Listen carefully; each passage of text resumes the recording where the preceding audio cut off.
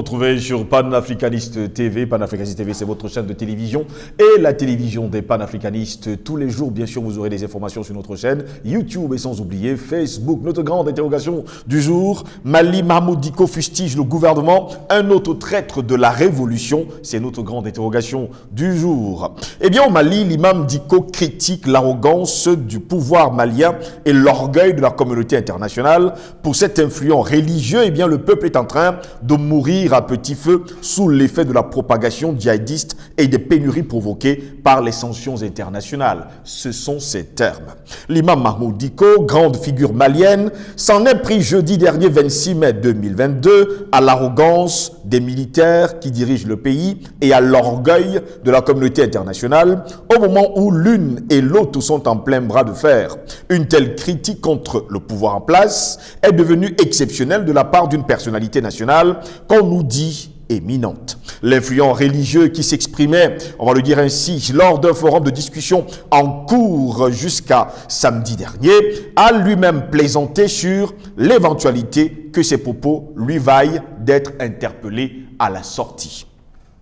Il prenait la parole alors que le gouvernement de transition fait front face aux pressions d'une partie de la communauté internationale pour rendre les commandes du pays en crise à des civils élus après avoir évoqué son engagement initial à le faire en février 2022. Eh bien, le peuple malien est pris en otage entre les deux et est en train de mourir à petit feu sous l'effet de la propagation djihadiste et des pénuries provoquées notamment par les sanctions internationales, a déclaré l'imam Mahmoud Dicko.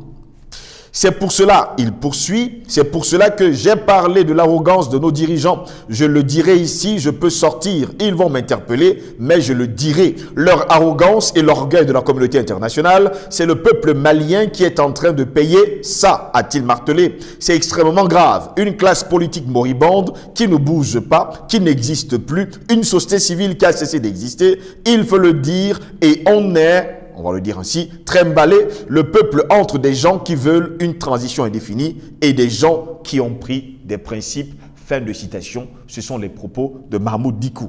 Et nous, de nous interroger au cours de cette autre édition de Parole panafricaniste, Mali Mahmoud Dicko fustige le gouvernement. Un autre traître de la révolution. Voilà pourquoi nous nous interrogeons encore aujourd'hui. Pour répondre à nos questions, nous sommes avec Paul Ella. Il est le président de African Revival. Paul Ella, bonjour, bienvenue à vous. Bonjour Steve, un plaisir renouvelé de te retrouver. Très heureux également. Très beau, tu es très frais, tu es plein d'attaques malgré le combat que tu mènes, qui est un combat ardu. Tu gardes la forme. Toujours. Nous sommes ensemble. Bonjour à tous tes milliers, j'espère, tes millions de téléspectateurs, ceux de Panafricaniste TV. Ce sont des millions aujourd'hui. Et voilà, et c'est tant mieux, c'est le combat qui gagne, le combat que nous menons. Et donc, je suis très heureux de te retrouver, toi et tes millions de téléspectateurs. Très heureux de vous avoir, Paul Ella. C'est un plaisir d'ailleurs de vous retrouver toujours sur le plateau. Vous avez suivi justement Mahmoud Dicko, cet imam malien qui fustige désormais le gouvernement. Je reprends ses propos pour que vous le compreniez mieux. C'est pour cela que j'ai parlé de l'arrogance de nos dirigeants. Je le dirai ici, je peux sortir, ils vont m'interpeller, mais je le dirai. Leur arrogance et l'orgueil de la communauté internationale, c'est le peuple malien qui est en train de payer ça, a-t-il martelé. C'est extrêmement grave, une classe politique moribonde qui ne bouge pas, qui n'existe plus, une société civile qui a cessé d'exister, il faut le dire, et on est trimballé le peuple entre les gens qui veulent une transition indéfinie et des gens qui ont des principes. Mahmoud Dicko travaille désormais pour l'Occident? Alors, je ne sais pas si il a jamais réellement travaillé pour son pays ou s'il il est dans un jeu trouble. En tout cas, moi, tu connais très bien mes postures en général, et donc ce qui m'intéresse toujours, c'est d'interpeller notre peuple, oui, les Africains, pour garder une analyse critique et un esprit éveillé, oui, pour rester lucide des faits historiques et d'actualité. Quand vous restez lucide et que vous convoquez les faits historiques et que vous avez donc cette capacité, cette faculté d'analyse des événements, oui, vous ne pouvez pas être surpris par certaines réactions. De tout temps, l'Occident, la France en l'occurrence, pour ce qui est considéré comme l'Afrique dite francophone, a toujours eu, depuis au moins la fin des années 80, donc début des années 90, avec l'avènement imposé des démocraties, avec le fameux discours de la Baule, a changé de fusil d'épaule Donc la France et l'Occident ont changé de fusil d'épaule. Donc dans leur manière de maintenir dans leur carcan impérialiste les pays africains. Alors, il y a eu, juste après les années 60, des impositions de dictateurs à la solde justement de l'Occident et des assassinats des véritables indépendantistes qui réclamaient la souveraineté de leur peuple. Au début des années 90, comme je l'ai dit avec le discours de La Baule, il y a eu un changement de paradigme. Évidemment, on a eu la chute du mur de Berlin, donc la fin présumée des deux grands blocs de la guerre froide. Et donc, il fallait changer de stratégie. Oui. Et la stratégie nouvelle, c'était de continuer de garder la même mise sur les pays d'Afrique que la France a de la peine à arrêter de considérer comme étant son précaré, mais avec maintenant la formule du multipartisme par le canal de la démocratie qu'on a présenté comme la panacée en Afrique. Rappelez-vous que ce qui vient de l'Occident ne peut jamais être bon pour l'Afrique. Si l'Occident vous présente, je ne sais pas moi, le ciel et la terre, le bon Dieu, et vous dit vraiment c'est pour vous, c'est pour votre bien, sachez que derrière ce prétendu bon Dieu, c'est en réalité un diable avec de très longues cornes que l'Occident vous présente. Donc même si la démocratie en elle-même peut être considérée comme un modèle louable de gestion de la cité, en réalité, le fait que l'Occident vous le présente, vous le propose et vous l'impose même, c'est clair qu'il y a anguille sous roche et qu'il ne faut pas donner une once de crédit à leur démarche. Et vous avez remarqué que, à partir donc de cette période dite de démocratisation des pays africains, l'Occident a usé maintenant de notre subterfuge. C'était non seulement de s'assurer qu'il détient et qu'il maintient des chefs d'État qui sont à leur solde, à leurs doigts et à leur œil, mais d'un autre côté, qu'il prépare une pseudo-opposition pour en réalité faire chanter le pouvoir en place, de telle sorte que ça ne sera qu'un jeu de chaises quand les populations africaines vont crier au changement, à la victoire et au ras-le-bol d'un système qui, somme toute, n'est pas forcément idéal pour ces populations, mais qui derrière en réalité, lequel système est manipulé par l'Occident pour une opposition qui est encore préparée pour servir les intérêts de l'Occident. Donc en réalité, le schéma est celui-là depuis au moins les années 90. On met un dirigeant africain, on l'impose, et si on ne l'a pas imposé, on s'arrange à ce qu'il soit à notre solde.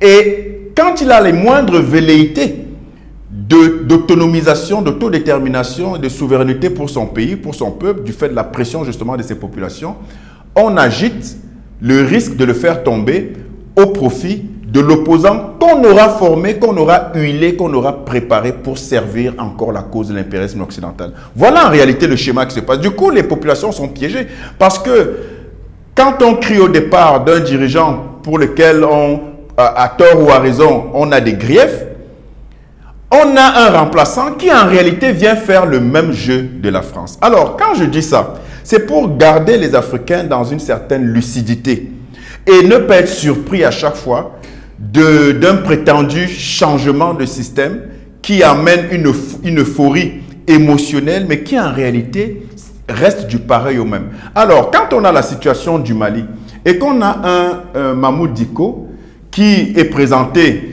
à grand renfort de médias occidentaux comme étant une figure de proue, sinon la figure de proue de l'opposition, sinon une figure majeure de la politique malienne, vous comprenez très bien que l'Occident a une carte à jouer. Et quand vous regardez le caractère versatile de cet homme d'un point de vue des positionnements politiques, oui, vous ne vous posez pas trop de questions, vous ne cherchez pas midi à 14 h. Vous vous rendez compte que c'est celui qui a soutenu IBK, Ibrahim Boubacar Keïta, jusqu'à son élection et pendant un moment de la présidence d'Ibrahim Boubacar Keïta. Et vous vous rendez compte qu'il a subitement retourné sa veste. Il était archi contre IBK. Il a même fait partie du mouvement M5 du 5 juin, donc des manifestations du 5 juin 2020 et, avec le RFP, le Rassemblement des Forces Patriotiques. Et il a milité dans ce mouvement-là jusqu'à ce qu'il soit éconduit de ce mouvement du fait justement de ses prises de position qui étaient sujettes à caution et à interrogation de façon légitime. Donc vous avez aujourd'hui quelqu'un qui joue les équilibristes parce que clairement, il a des raisons de le faire du fait de sa soumission aux sirènes de l'Occident. Et quand vous voyez l'Occident tendre son micro de façon délibérée, en fait, à profusion, oui, à un opposant ou à quelqu'un, un homme politique qui est présenté comme étant un opposant, vous comprenez très bien qu'il y a connivence. Et donc aujourd'hui, que Mamoud Dicko vienne fustiger le gouvernement de transition n'est pas étonnant dans la mesure où on observe depuis en fait sa montée au créneau, depuis qu'il est un homme politique comme on le présente, majeur au Mali, on se rend bien compte que c'est quelqu'un qui est dans le clientélisme politique et qui en réalité joue ses intérêts. Vous avez entendu parler également de Oumar Mariko, qui a fustigé, qui est un autre opposant malien, qui a fustigé et qui n'arrête pas de fustiger le pouvoir de transition malien et qui estime qu'ils ont commis des exactions et qu'ils commettent des exactions sur les populations civiles. Mais ce discours-là ne vous dit rien. C'est lui qui a pensé ce discours-là. C'est tout simplement le relais de l'Occident. Donc, moi, je ne me fais aucune illusion concernant Mamoud Dicko, ni aucune illusion sur n'importe quel autre opposant qui en réalité tient un discours pro-occidental qui vise à déstabiliser le Mali. Et j'insiste pour dire que les Maliens doivent rester mobilisés et vigilants parce que l'Occident a plus d'un tour dans son sac pour déstabiliser ce grand pays de Modibo Keïta qui montre l'exemple à l'Afrique en termes de résilience, en termes de détermination à la souveraineté du peuple malien. Mamoud Dicko, imam, chef religieux, finalement qui fustige également la société civile, mais on n'a pas justement suivi dans son discours qu'il a fustigé les partis politiques d'opposition. On se rappelle quand même d'il y a quelques mois que l'Élysée, on va le dire comme ça, par l'entremise d'Emmanuel Macron, a quand même donné 23 millions d'euros à 23 partis politiques d'opposition. Mais la bouche qui parle, la bouche qui mange ne parle pas. Donc, écoutez, si vous avez... De toute façon, quand vous regardez, quand vous lisez, parce que j'ai lu cette interview-là que vous avez évoquée, auquel vous faites allusion, j'ai lu cette interview et ça m'a fait sourire. Très honnêtement, j'ai souri et je me suis dit, et rebelote. En fait, on prend les mêmes, on recommence. C'est un schéma éculé. C'est pour ça que moi, j'en appelle à l'éveil. Oui. De la lucidité des Africains. C'est ça en fait qui est important. Parce qu'eux, ils vont continuer leur théâtre, leur cinéma, oui, parce qu'ils sont dans leur rôle. La vraie question, c'est nous, Africains, comment on perçoit ça?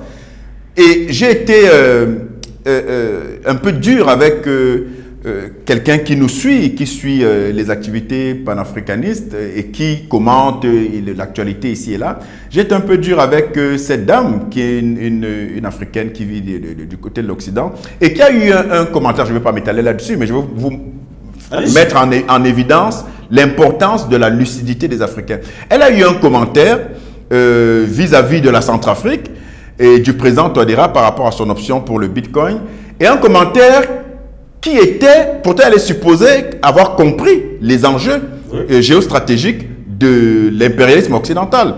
Et elle a fait une lecture, en réalité, qui n'était que conséquente à l'influence des médias occidentaux. Mais en fait, elle ne se rendait pas compte. Et elle se retrouvait en train de fustiger le président Touadéra, qu'elle est supposée comprendre parce qu'elle est dans le combat panafricain, mais elle a eu ce moment de faiblesse, malheureusement comme beaucoup d'Africains, elle a eu ce moment de faiblesse du fait justement d'une analyse qu'elle trouvait logique, mais en réalité laquelle analyse allait dans le sens de l'Occident et de sa condamnation de l'option pour les crypto-monnaies de Touadéra. Alors je lui dis, il faut faire très attention, parce qu'en réalité, il faut comprendre que quand vous avez un certain nombre de situations, rapprochez-les toujours à d'autres événements. C'est-à-dire que aujourd'hui, la sortie de Mamoud Dicko, la sortie de Oumar Mariko, la sortie de certains opposants qui vont dans le sens en réalité des accusations fallacieuses de l'Occident. Mais c'est lié à une raison bien précise, à une actualité, à savoir que le Mali est en train de résister, de s'en sortir et que c'est aujourd'hui la CEDEAO qui est en difficulté et qui est en train de négocier pour mettre fin aux sanctions. Oui. Mais en réalité, qui a à perdre dans cette affaire? Ce n'est pas le Mali. Le Mali Rappelez-vous que tout ce qui est embargo, tout ce qui est sanction, c'est pour ça que je dis souvent que, en réalité, ceux qui pensent encore que l'Occident a un chouïa, une once de reste d'intelligence, en réalité, ils ne connaissent pas les Occidentaux. Les Occidentaux n'ont rien d'intelligent. En termes, dans la logique intellectuelle, c'est 0 sur 20. Mais tout simplement parce qu'il faut observer.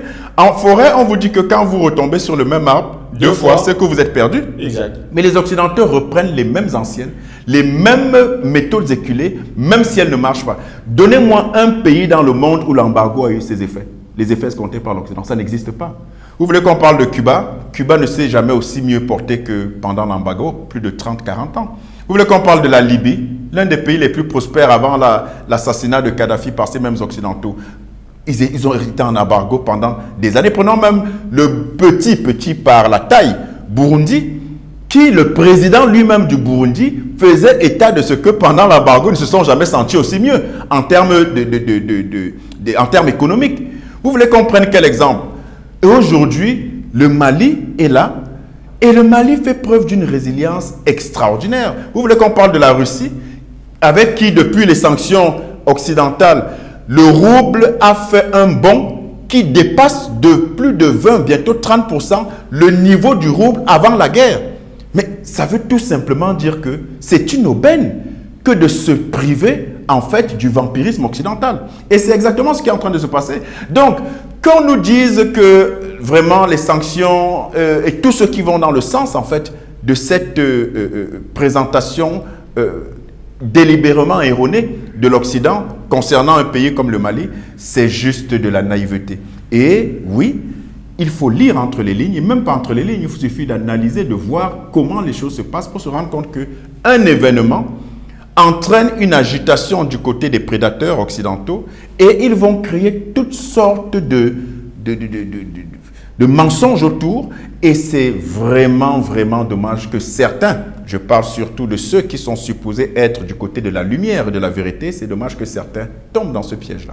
Jusqu'à preuve de contraire, il y a quand même que le chef religieux Mahmoud Dicko parle du fait que aujourd'hui, ce sont les Maliens qui sont en train de souffrir, quand on sait pertinemment tous les efforts déjà déployés par le gouvernement de transition, qui fait quand même des pieds et des mains pour montrer que le Mali est libre. Lui, il fustige plutôt en disant haut et fort que ce sont les Maliens qui souffrent de famine, du manque d'argent, du manque de nourriture également.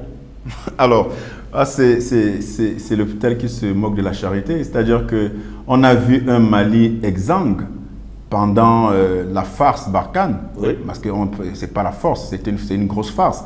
Et les autorités maliennes valeureuses qui sont en place actuellement, les autorités de transition, qui, à mon sens, et selon la lecture de l'histoire que je me fais, le Mali n'a plus eu d'aussi brillant, d'aussi valeureux dirigeants depuis Modibo Keïta. Donc, tout Africain lucide ne peut que soutenir la révolution malienne qui est en cours parce que c'est le modèle, c'est le chemin que l'Afrique entière doit suivre. Et donc, que Mahmoud Dicko ou d'autres opposants, soi-disant, fustigent le pouvoir en place, ce n'est pas nouveau, je l'ai dit. Mais qu'ils nous disent que, oh, c'était très bien avant et maintenant les populations souffrent, ce sont des imbéciles. Il n'y a pas d'autre qualification, ce sont des imbéciles parce que quand vous pensez insulter l'intelligence des autres, oui. En réalité, c'est vous qui êtes fous. Parce qu'il n'y a pas de comparaison possible entre le Mali depuis Assimi Goïta et Choguel Kokala Maïga et le Mali d'avant, depuis 2013 au moins, oui. Que la prétendue force, donc la réelle farce Barkhane est intervenue. D'un point de vue sécuritaire, c'était le chaos. Parti de 10 à 20% d'occupation du territoire, déjà, on se demande bien d'où il sortait, on sait d'où il sortait, mais on sait aussi qui est à l'origine. L'assassinat de Kadhafi et le chaos qu'on a mis en Libye, c'est l'origine directe de ce qu'on voit aujourd'hui dans le Sahel. Et c'est les mêmes Occidentaux, par le truchement de la France, qui vous disent qu'ils veulent sauver en fait le Sahel par le G5 Sahel et tout le reste. Mais le Mali, en sortant du G5 Sahel, le G5 Sahel n'a plus de raison d'être. après avoir éconduit la farce Barkhane, et après avoir éconduit l'espion français en guise qui se prenait pour un diplomate, l'ambassadeur de France, et après avoir suspendu courageusement, et ce que tous les pays africains doivent faire, les outils de propagande mensongère que sont RFI et France 24. Combien de leaders en Afrique sont capables de se vanter de ce palmarès, de ces décisions courageuses, si ce n'est actuellement les autorités maliennes? Et donc, d'un point de vue sécuritaire, il n'y a pas photo. En 6 mois à peine, les autorités de transition au Mali ont fait mieux qu'en 8 ans de villégiature des farces Barkhane. Alors, qu'on prenne d'un point de vue économique, on nous dise le peuple souffre, il meurt de faim, mais le peuple n'a jamais autant souffert que sous occupation militaire française, depuis au moins 2013. Aujourd'hui, j'étais au Mali, c'est vrai, c'est depuis septembre dernier, mais c'est-à-dire quand vous avez touché du doigt la ferveur de ce peuple, vous ne pouvez pas être inquiet. Des agitations, des relais et des laquais de l'Occident, c'est-à-dire les ennemis de l'intérieur qui essayent de déstabiliser le Mali. Vous ne pouvez pas être inquiet. Il y a une telle ferveur de ce peuple derrière leurs autorités qu'il n'y a rien à faire. L'Occident ne peut qu'en découdre, et ces misérables relais de l'intérieur qui sont des ennemis de l'Afrique, qui font honte au continent, pourront toujours courir malgré les miettes qu'ils reçoivent à gauche et à droite, que ça leur suffise pour nourrir leur petite famille. Il y a de l'espoir pour le peuple malien, pour le peuple africain? Il n'y a que de l'espoir. Le Mali, c'est le pays d'Afrique où l'horloge de la libération et de la dignité définitive du continent est en train de tourner, et de façon irréversible. Merci à vous, Paulina. Merci, c'est moi qui vous remercie. Mesdames, Messieurs, c'est ici que s'achève cette autre édition de Parole panafricaniste. Au plaisir de vous retrouver très prochainement. Restez sur notre chaîne, l'information y est en continu. Bonne journée à toutes et à tous.